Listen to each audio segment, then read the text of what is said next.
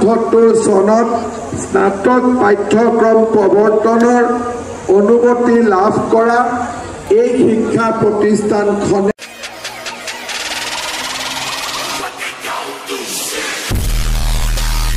গোটেই সমাজ ব্যৱস্থা artificial intelligence augmented reality machine learning data analytics আদি বিভিন্ন ধৰণে আমাৰ সমাজখন পৰিৱৰ্তন হৈছে মই গোৰেশ্বৰ মহাবিদ্যালয়ৰ ছাত্ৰ সমাজক আৰু অধ্যাপক অধ্যাপিকাসকলক অনুৰোধ জনাম যে আমাৰ ছাত্ৰ ছাত্ৰী আৰ্টছ পঢ়ক কমাৰ্চ পঢ়ক বিজ্ঞান পঢ়ক আমি টেকনলজিৰ লগত পৰিচয় আমাৰ থাকিব লাগিব আৰু আধুনিক প্ৰযুক্তিৰ ওপৰত লগত যদি আমাৰ সম্পৰ্ক নাথাকে আমি যি কিতাপত পঢ়িম তাৰ বহুত ভ্যালু আমি অনাগত দিনত আমাৰ কৰ্মক্ষেত্ৰত আমি বিচাৰি নাপাবও পাৰো সেই কাৰণে মই আমাৰ মহাবিদ্যালয়সমূহত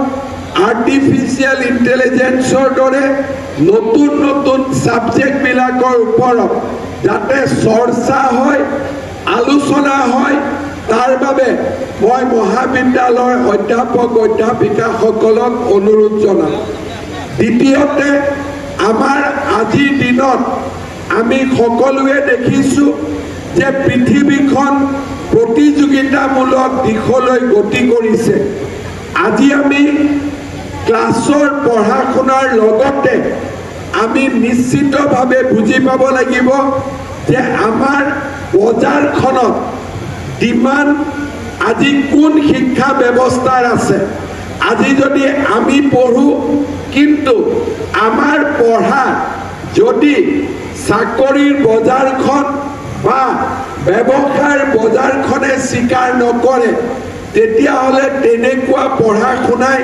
আমাক বহু দূৰ আগুৱাই লৈ যাব নোৱাৰে গুৱাহাটী বিশ্ববিদ্যালয় হওক আজি আমাৰ ৰাজ্যৰ বিশ্ববিদ্যালয়সমূহে নতুন পাঠ্যক্ৰমৰ ভিত্তিত লাহে লাহে পাঠ্যক্ৰমসমূহৰ সলনি কৰিছে আৰু সমসাময়িক পৃথিৱীৰ লগত খাপ খোৱাকৈ আমাৰ পাঠ্যপুথিসমূহ বনাবৰ বাবে চেষ্টা কৰিছে মই আশা কৰোঁ বড়োলেণ্ড ইউনিভাৰ্চিটিয়েও নিজৰ পাঠ্যপুথিসমূহ সমসাময়িক পৃথিৱীখনৰ লগত প্ৰয়োজনীয়তা হিচাপে নিৰ্মাণ কৰিব গঢ়ি তুলিব তৃতীয়তে মই আমাৰ গোৰেশ্বৰ মহাবিদ্যালয়ক অনুৰোধ কৰিম যে আমাৰ ছাত্ৰ ছাত্ৰীসকলক পাঠ্যক্ৰমৰ লগতে সফট লাৰ্নিং অৰ্থাৎ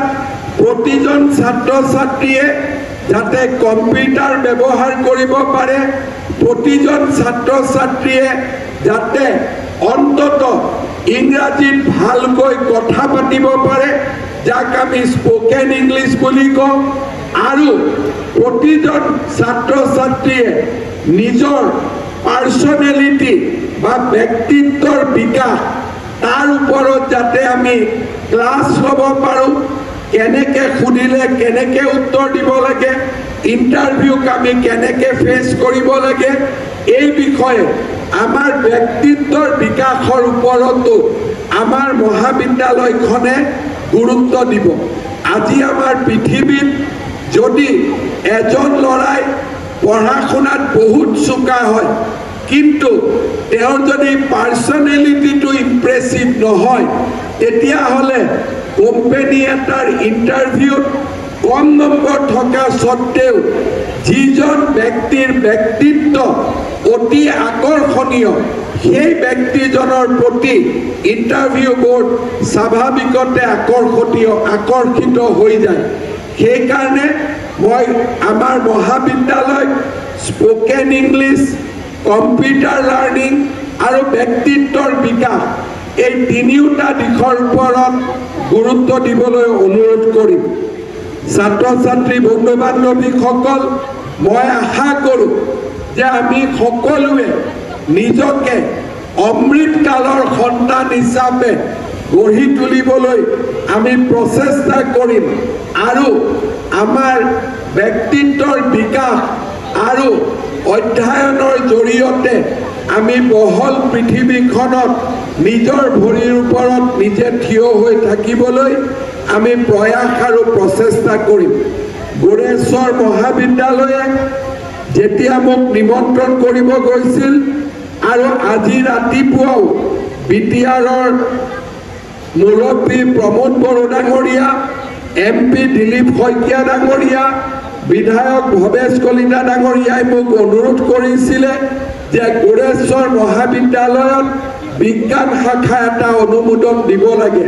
মই আপোনালোকক গোৰেশ্বৰ মহাবিদ্যালয় সায়েন্স ষ্ট্ৰীম চৰকাৰীভাৱে মই দিয়াৰ প্ৰতিশ্ৰুতি আজি আপোনালোকৰ ওচৰত মই নিশ্চিতভাৱে দিছোঁ।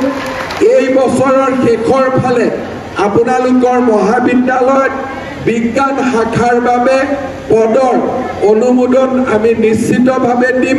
খালি এটাই কথা যে আজিকালি কাকো আমি ৰেগুলাৰাইজেশ্যন কৰিব নোৱাৰোঁ, পৰীক্ষামূলক প্ৰতিযোগিতামূলকভাৱে অধ্যাপক অধ্যাপিকাৰ আমি নিযুক্তি কৰিব লাগিব।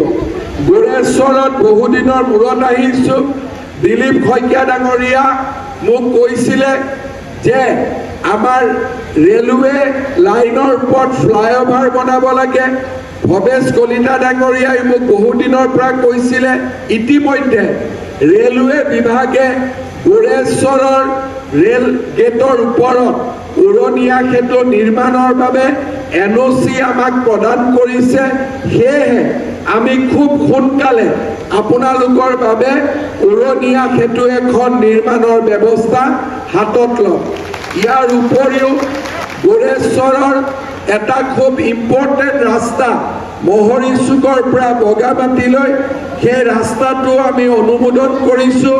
বৰ্তমান টেণ্ডাৰৰ পৰ্যায়ত আছে।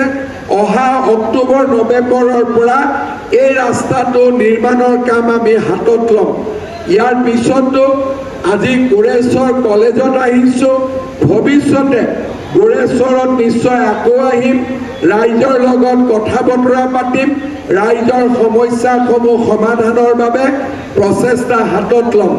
আজি মই বহুত দীঘলীয়াকৈ ক'ব খোজা নাই। পুনৰ এবাৰ গোৰেশ্বৰ মহাবিদ্যালয়ৰ পৰিয়ালটোক সোণালী জয়ন্তীৰ এই স্বৰ্ণময় দিনটোৰ বাবে অভিনন্দন জনাইছোঁ। যোৱা 50টা বছৰৰ অভিজ্ঞতাই অহা 50টা বছৰ আৰু অধিক সোণোৱালী কৰি তোলক, তাকে কামনা কৰি মই মোৰ বক্তব্যৰ সামৰণি মাৰিছোঁ। ধন্যবাদ। জয় হিন্দ, বন্দে মাতৰম। মুখ্যমন্ত্ৰী মহোদয়লৈ আমি ধন্যবাদ জনাইছোঁ। তেখেতৰ পৃষ্ঠপোষকতাত গোৰেশ্বৰৰ লগতে গোৰেশ্বৰ মহাবিদ্যালয়ৰ সৰ্বাংগীন উন্নতি যে হ'ব সেয়া আমি কামনা কৰিছোঁ। পুনৰবাৰ ধন্যবাদ জ্ঞাপন কৰিছোঁ আৰু ইয়াৰ লগে লগে ৰাষ্ট্ৰীয় সংগীতটি